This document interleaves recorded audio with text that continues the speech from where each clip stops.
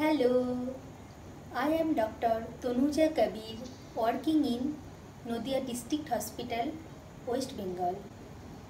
Congratulations, you are pregnant.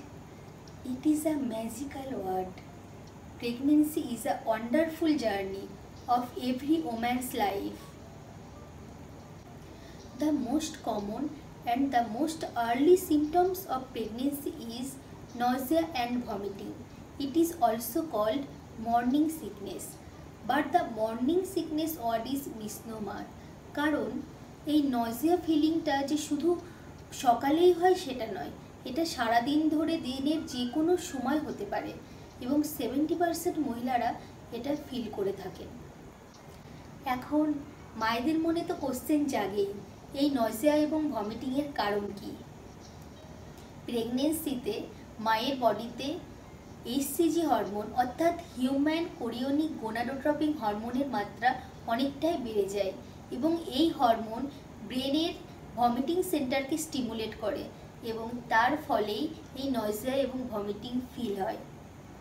এছাড়াও বডিতে estrogen, progesterone, leptin, placental growth হরমোনের মাত্রা অনেকটাই বেড়ে যায় এবং এগুলো জিআই সিস্টেম অর্থাৎ গ্যাস্ট্রোইন্টেস্টিনাল সিস্টেমকে স্টিমুলেট করে, তার ফলেও এই নজিয়া এবং ভমিটিং ফিল হয়।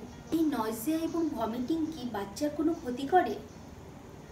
Vomiting itself not effect the baby এবং বডিতে এইচসিজি হরমোনের মাত্রা বেড়ে যাওয়া আপনার প্রেগনেন্সির ইমপ্রুভমেন্টের কারণ এবং এ থেকে বোঝা যায় আপনার বাচ্চা সুস্থ এবং স্বাভাবিকভাবে বেড়ে উঠছে।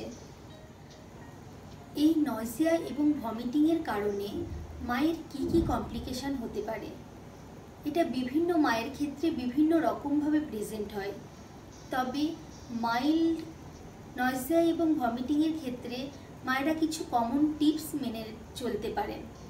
যেমন অনেকক্ষণ ধরে খালি পেটে থাকা যাবে না, সেই কারণে রাতে শুতে যাওয়ার আগে বেডের পাশে ড্রাই বিস্কিট অথবা ক্র্যাকার্স রেখে ঘুমোবেন।